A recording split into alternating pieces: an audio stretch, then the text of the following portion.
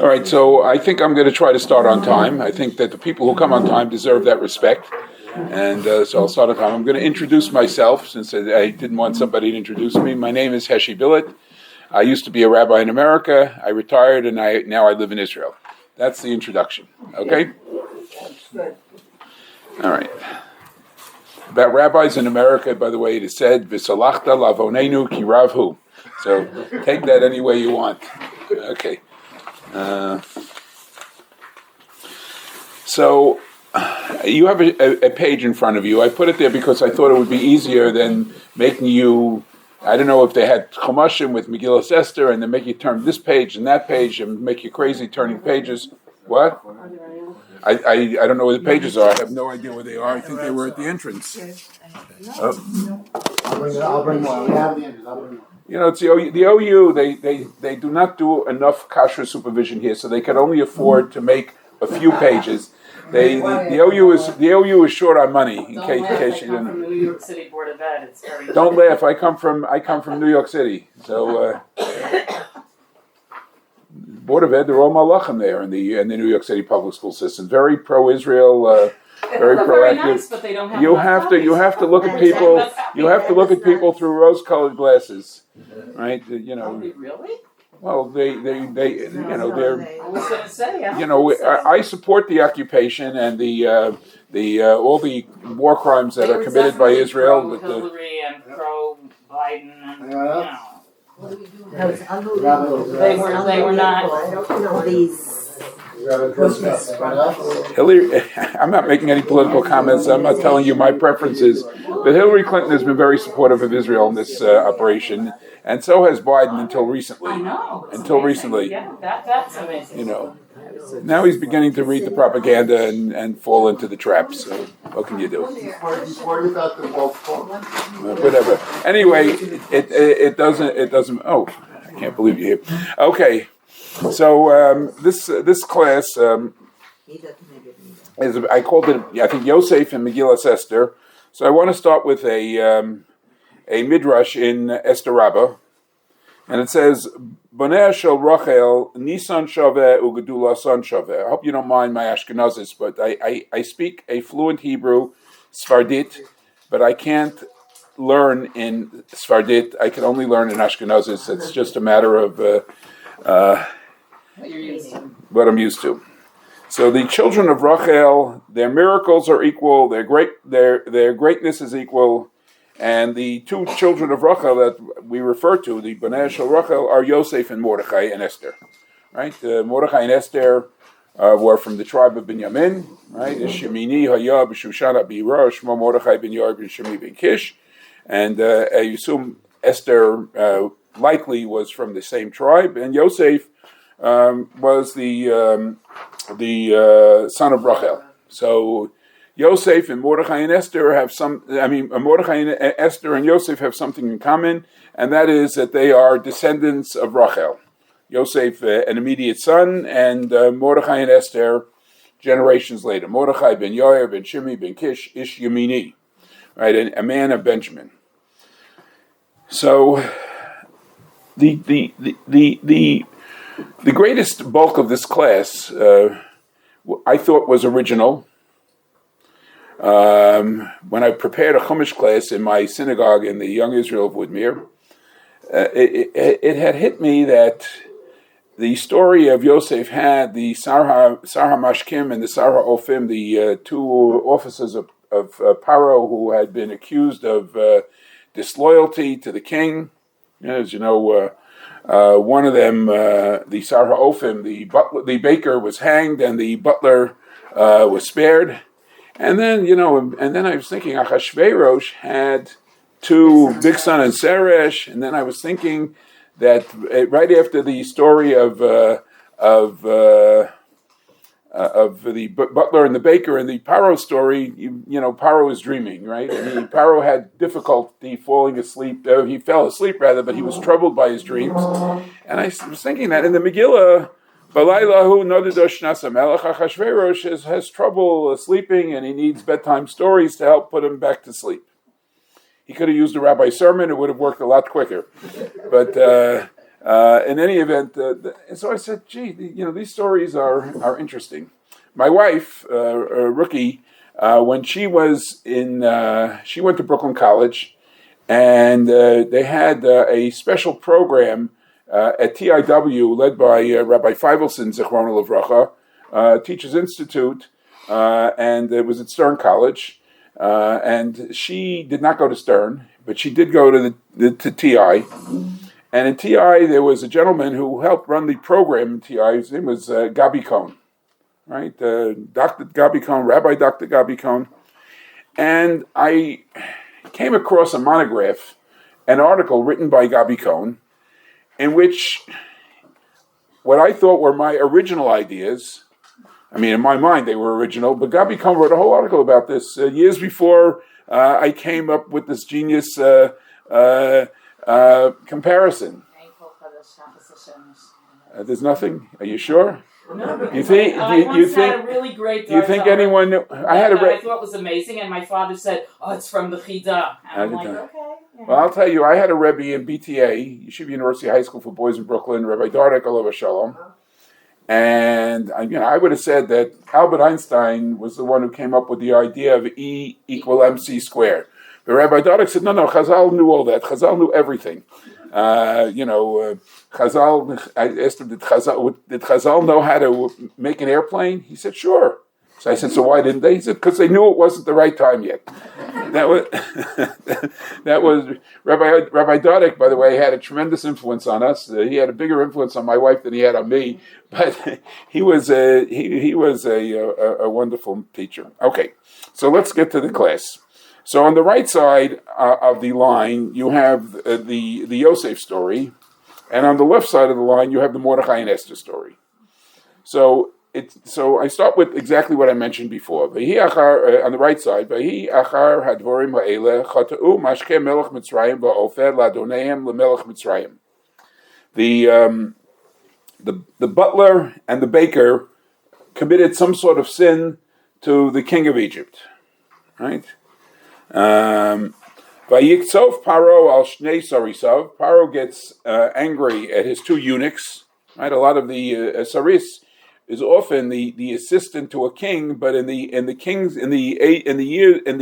reigns of the kings of those days, a lot of their associates were eunuchs.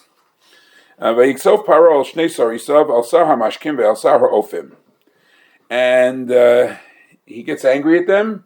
But for whatever reason, they have dreams, and Yosef tells them that the Sar HaMashkim is going to be the butler is going to be restored to his position, and the baker is going to be hanged. And sure enough, at Sar HaOfim Talah, the baker is hanged.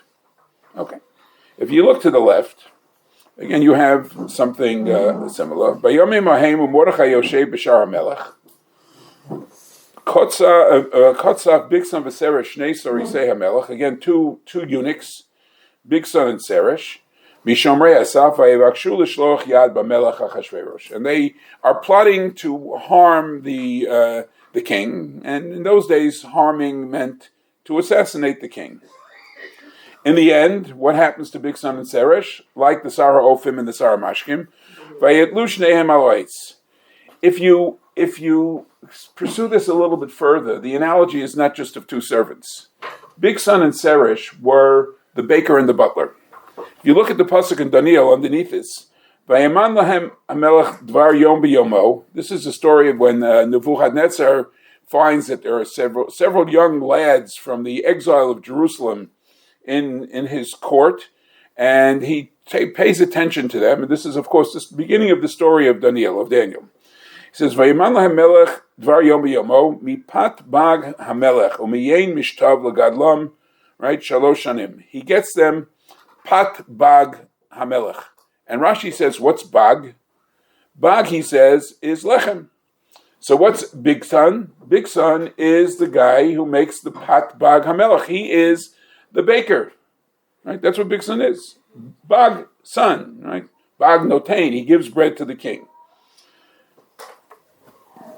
All right. V'natati mitarotzchem bito yorel malkosh v'yasafta doganecha v'tiroshcha v'yitzarecha. What's tirosh? Tirosh is wine. It's made out of grapes. So Bigsan equals Sar HaOfim, and Seresh equals the man who gives the tirosh to the king, the Sar HaMashkim. Right? I think it's a reasonable. It's not an incredible chiddush. By the way, Gabi Cohn does not have this in the article, so this part is actually original. The Bigsan and Seresh being equal to the Sar HaMashkim and the Sar HaOfim. Okay, then we go to item number 2 on the right side. There it says, "Vayhi miketz shnosayim uparo cholem." V'hinei omeid al yor, right? He's standing by the riverside and he sees the 7 fat cows, the 7 lean cows, the 7 fat sheaves, the 7 lean sheaves, and he sees the lean things swallowing the fat things, right? Vayhi baboker vatipa emrucho. As it turns out, it was a nightmare. He's very frightened. You have a lot of rabbinic drushes as why he was very frightened. He's the fat cow, and the lean cow are the people of Egypt, and fat cows can be swallowed by lean cows. But the point is that he was affected by the dream. Vatipa emrucho. He's shaking, and Achashverosh. You look to the left. The king was having difficulty sleeping, and he had these dreams. And he was also troubled by them. Look at item number 3.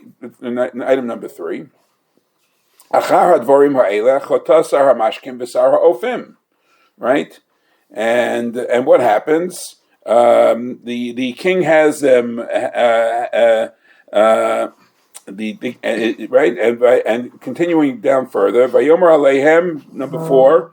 Yosef, Bayom Hashlishi, Yosef said to them on the 3rd day, and you have that by Yosef. You have the 3rd day mentioned, and number 5, you have the story of the wife of Potiphar, who says to Yosef Yom Yom. She keeps repeating to Yosef day after day. She's trying to seduce him. Right. So you look here. At item number 3 across by Esther, Achar hadvarim ha'ela, the same phrase, Achar hadvarim ha'ela, right? And so you have the Achar hadvarim ha'ela, and the anger of the king is about the Sar HaMashkim and the Sar HaOfim is aroused. And then it says in Esther, Vayhi bayom hashlishi vatilbash Esther malchut, the 3rd day. You have the 3rd day by Esther, like you had the 3rd day by Yosef. And then, Vayhi b'davram elav yom yom. This is about Haman and Mordechai. They're telling Mordechai again and again to bow to Haman.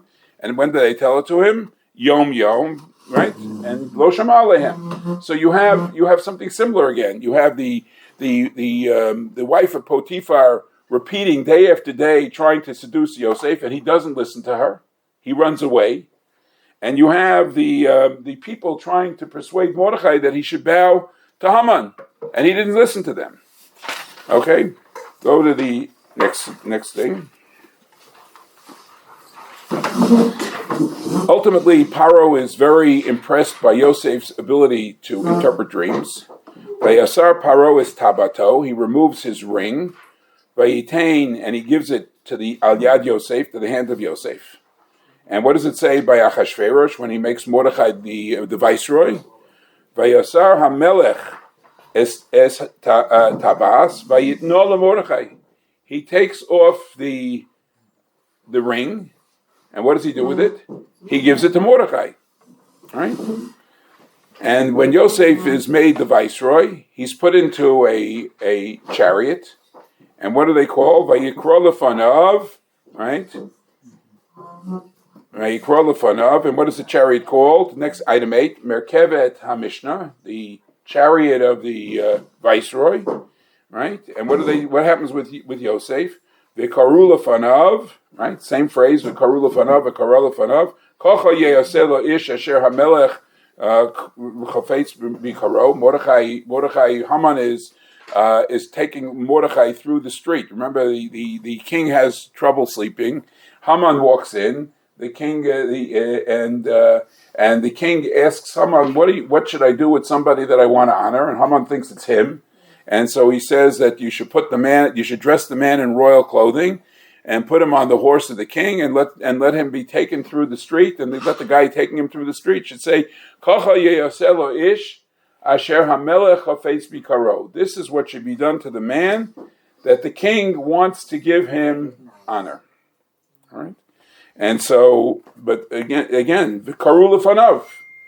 This was what happened instead was that Haman had to lead Mordechai through the street. All right, but anyway, and what happens in the end? Yosef is put in the Merkeves HaMishnah. That's the chariot of the viceroy.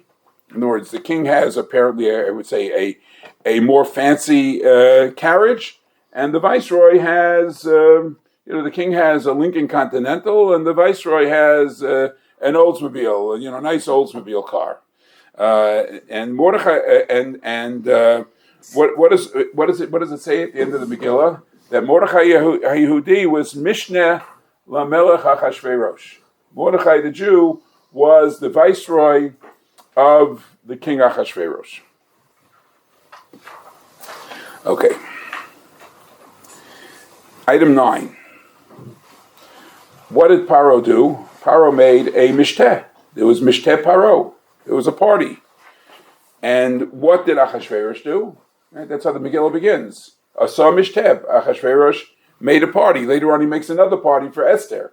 But both these kings like to make parties. Look at item number 10. There are several points in time when Yaakov has to rend his clothing.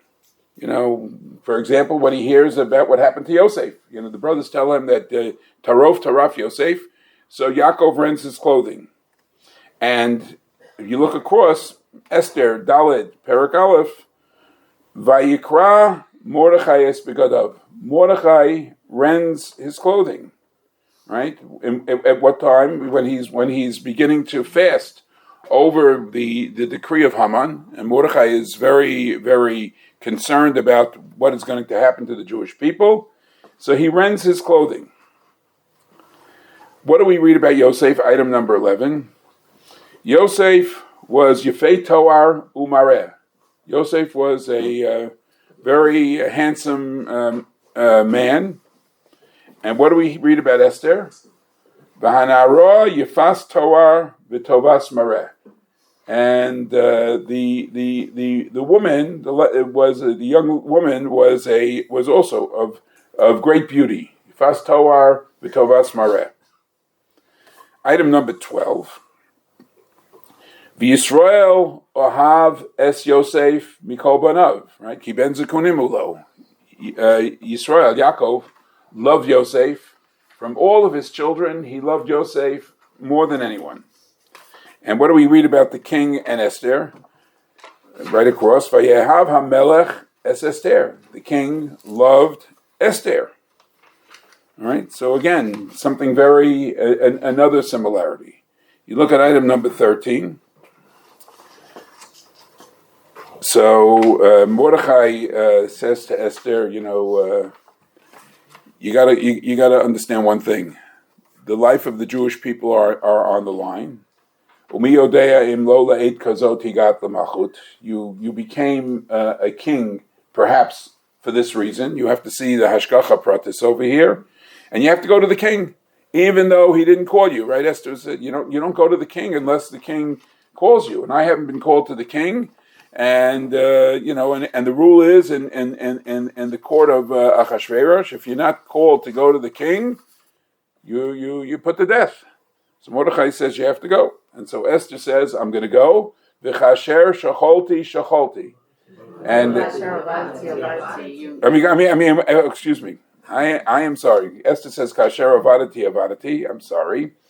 And Yaakov, when he's persuaded by his children to send Binyamin down to Mitzrayim on their second trip, because Tzofnas Paneach, this tyrant in Egypt, had demanded that if they wanted food to save them from the famine, they should not come again without their younger brother.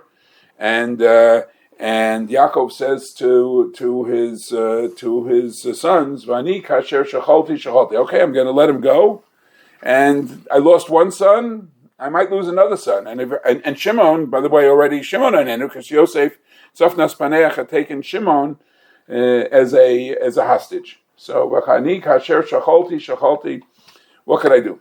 Ain't braver, but it's a similar phrase. Kasher avadati v'kasher shacholti.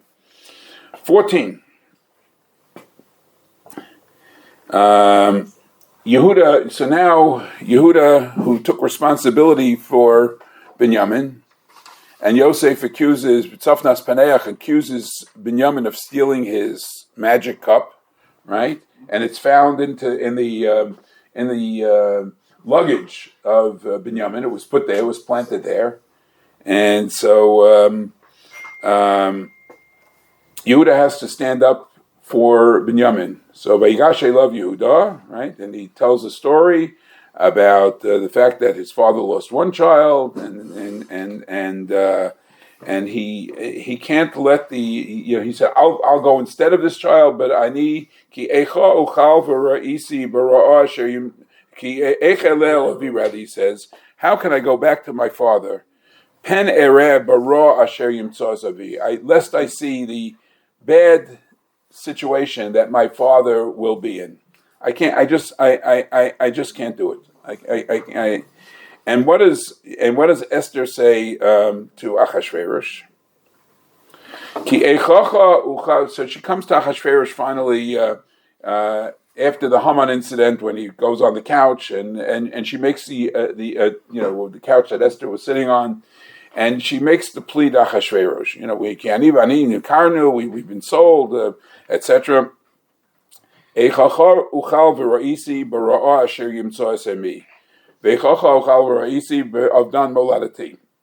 the same phrase.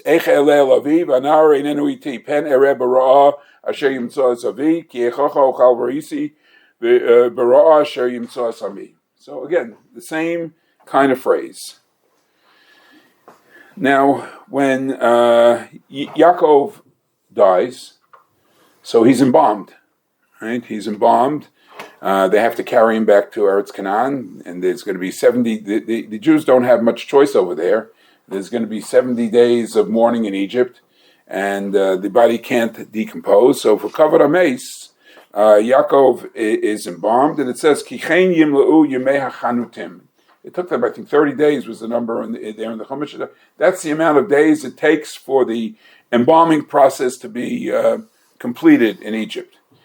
And in the Esther story, Esther is, there's the contest, the beauty contest, in which Achashverosh is going to pick the queen, right?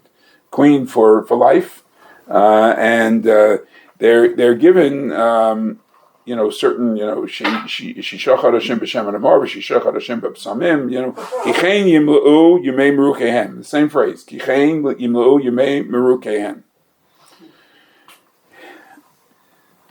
Yosef, when he gives advice to Paro about what to do, he explains the dreams, 7 lean years, 7 fat years, and in the 7 fat years, you have to collect all the wheat and make Egypt the warehouse of all the wheat that is in Egypt, and so that the nation, people from all over could come. You'll make the country rich.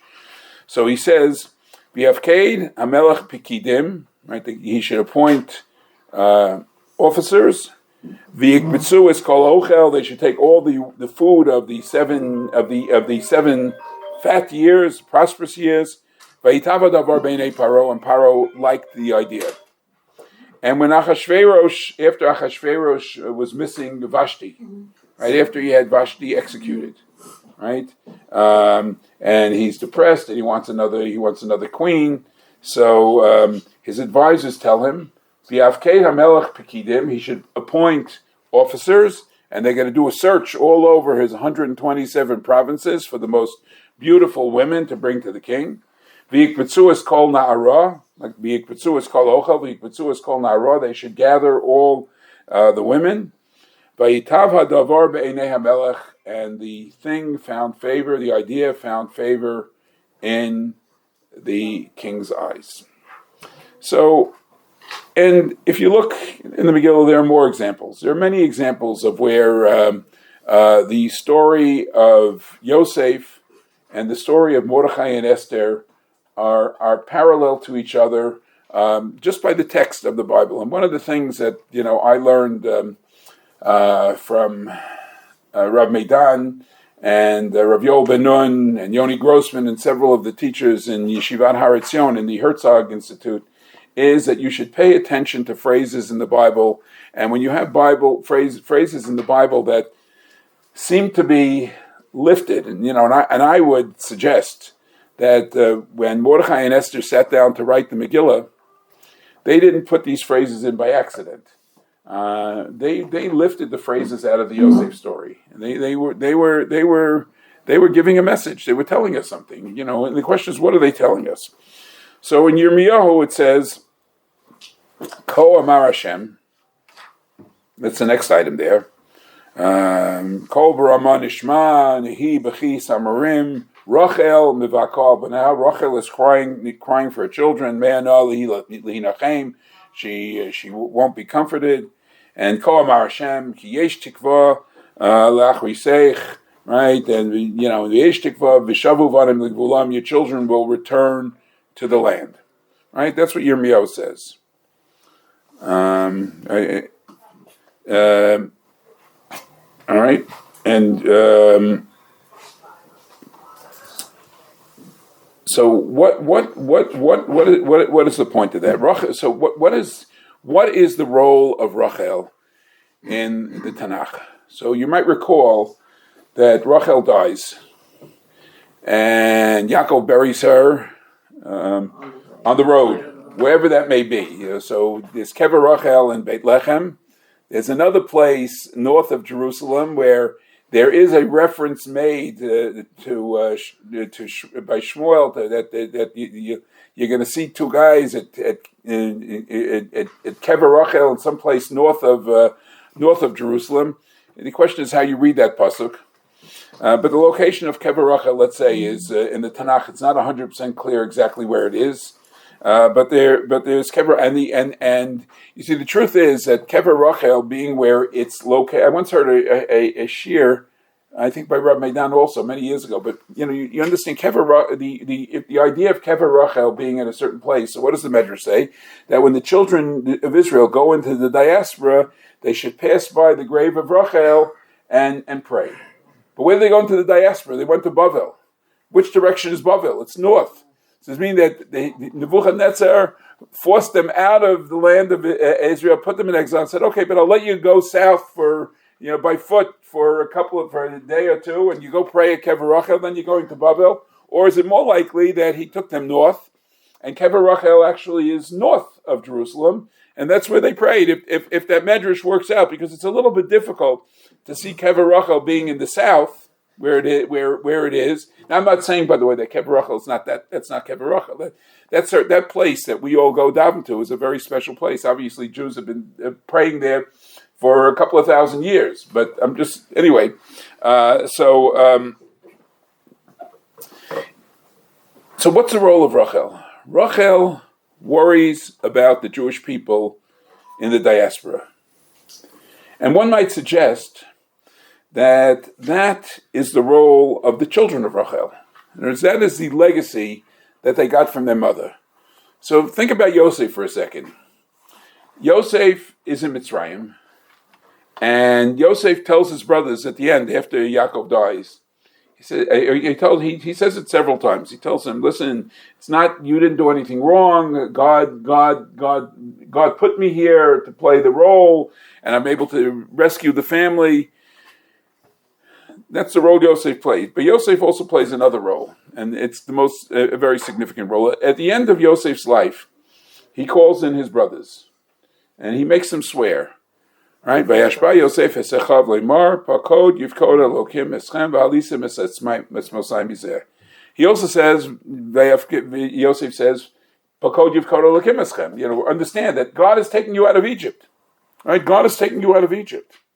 And you have to believe that. You can't enter into this, however long we're going to be stuck in this land, without the belief that you have something to look forward to. You have freedom.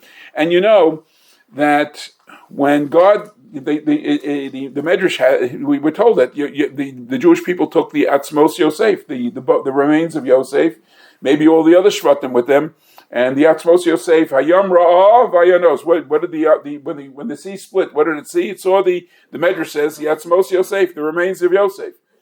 Yosef was the inspiration of the Jewish people to leave Egypt.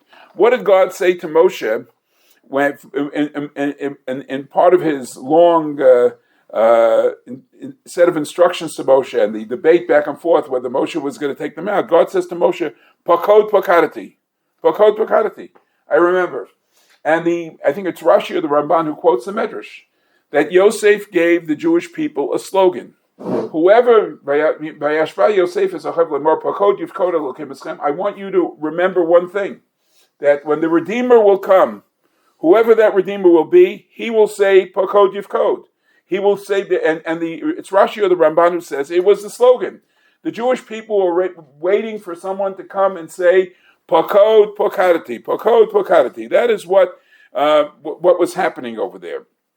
And so God says to Moshe, Pakod Pokadati. And Moshe comes and he says, this is what God told me, Pakod Pokadati. And the Jewish people understood. They knew now that the Redeemer had come. So Yosef understood what his role was. His role was to make sure that the Jewish people would go out of Egypt. That's why he was sent to Egypt. It wasn't only to feed the Jewish people when there was a famine in the land, and they would come to Egypt, and they would live in the 5 towns, right? In Eretz Goshen, they would live in Lawrence, and they would live in the best. Or they'd live in Savion, they'd live in the best neighborhoods. And see, I didn't say Great Neck. I was being polite. But they would be living in the. They lived in. That's only part of the story. The real part of the story is that Yosef was the one who was the inspiration for redemption. And if you understand that, and you understand that Ish Yehudi Haya B'Shushan HaBiro, Shmo Mordechai ben Yair ben Shimi ben Kish, Ish Yemini, right? So Rabbi Yeshua ben Levi says in the Gemara Maseches Megillah, Aviv mi Binyamin v'imo mi Yehuda. One opinion is his father was from Shevet Binyamin. His father was from Shevet Binyamin. Ish Yemini, Binyamin, Mordechai HaYehudi from Shevet Yehuda. But that's his mother. But he was from Shevet Binyamin. And Rabbi Yochanan says, Avivimo Binyamin, right? His mother and father, he was totally from Shevet Binyamin on both sides of the family, and he was called Yehudi, right? Ki kafar b'avodah zarah, because he denied idol worship. So, what the Medrash means, Hershel Rachel, Nisan Shaveh, Gdulasam Shaveh, that the role of the children of Rachel is to worry about the Jewish people in the diaspora. That's the role of the children of Rachel.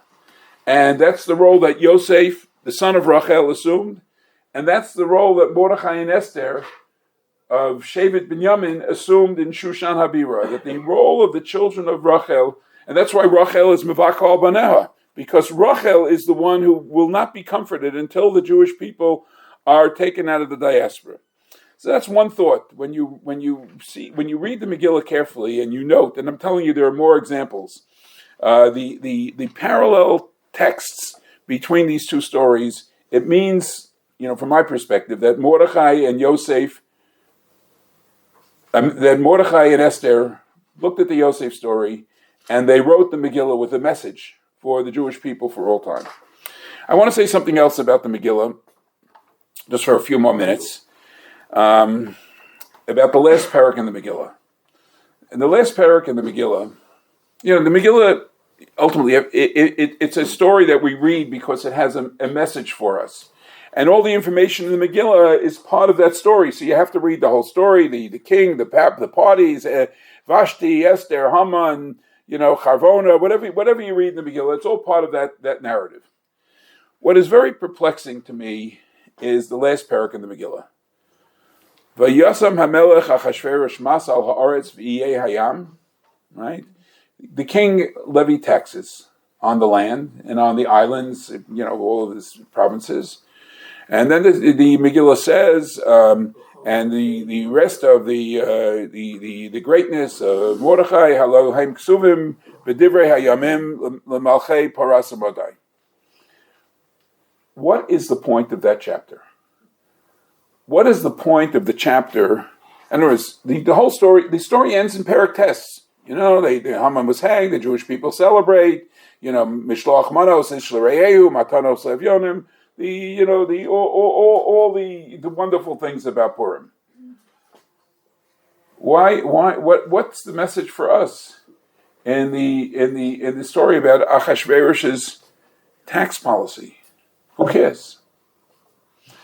So I would like to suggest that it's a very important part of the story of the Megillah, because the story can't end unless we understand what the root cause of what happened and how the Jewish people almost were eradicated by Achashverosh at the advice of Haman.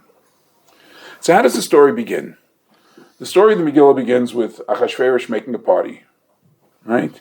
And if you read the Megillah, Chur, Karpas, Utchelet, the beautiful banquet hall, beautiful golden goblets, and wine, and the best wine of Psagot, of Carmel, of Washila, whatever you like, the best wine of Paras Amodai, a party for everyone in all 127 provinces, a party that lasts forever and ever and ever, and then another party for a week for the people of Shushan Habira.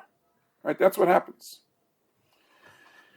Now, if you know a little, we don't know exactly which Persian king Achashverosh was.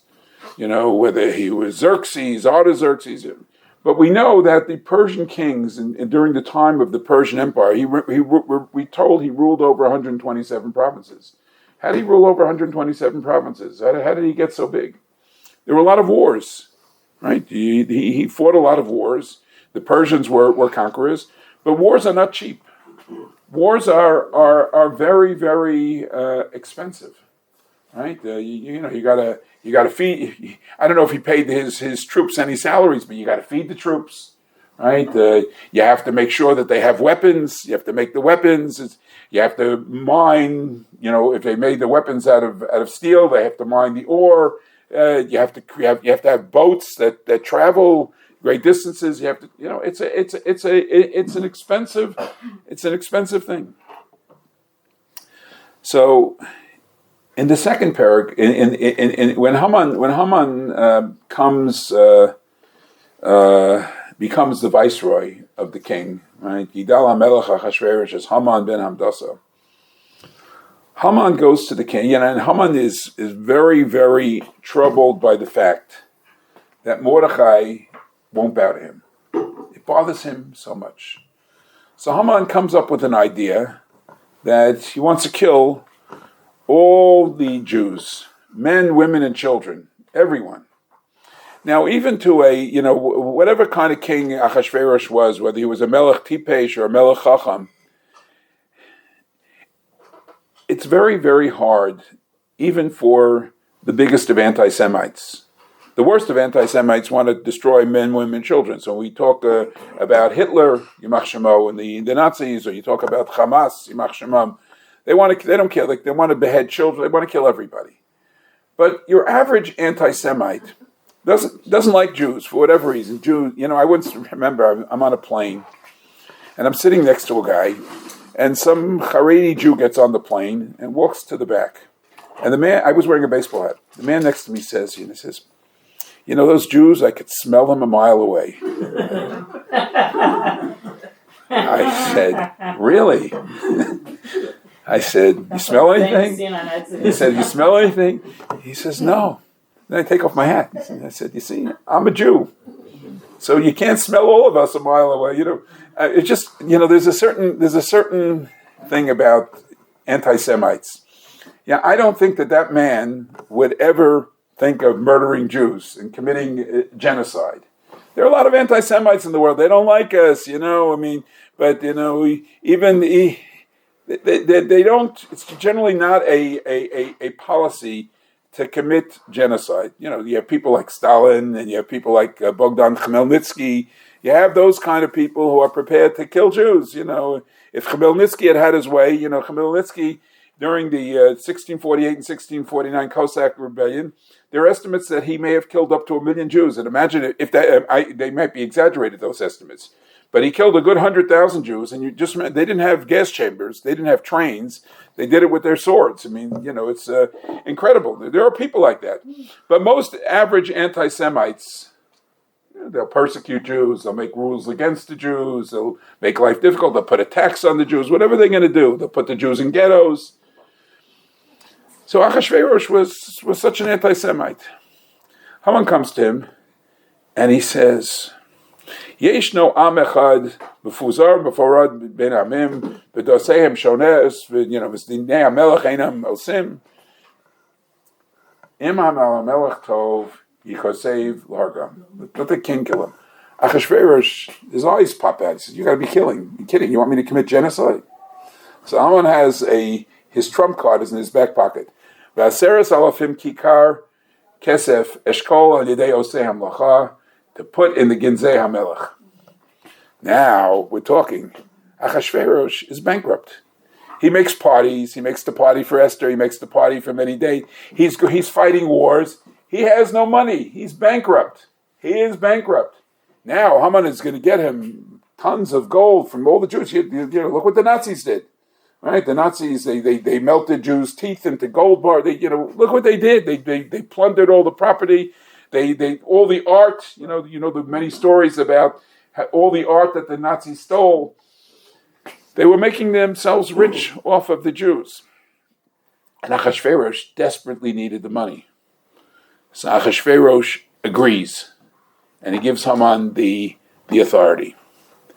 So when Mordechai and Esther are successful in foiling the plot of Haman, and getting Haman killed and allowing the Jews to rise up against Haman's allies and to fight whatever battles and to take revenge.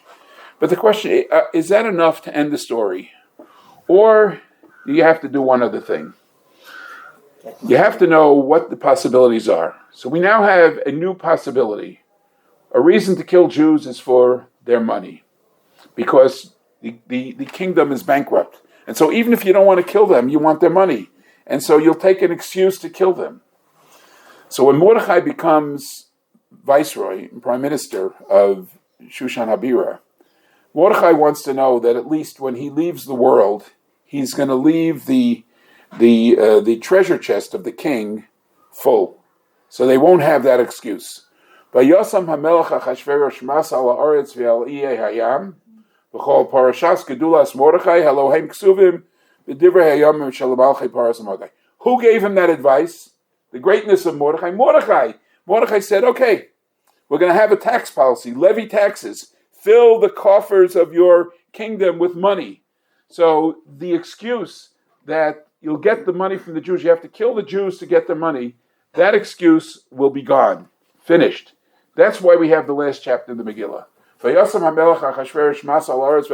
Is because Mordechai has to finish the job. The job wasn't done only killing Haman and his allies. The job has to be done that at least when I leave this world, I have done the maximum to make sure that the excuse that Haman had to persuade the king to murder the Jews will be absent.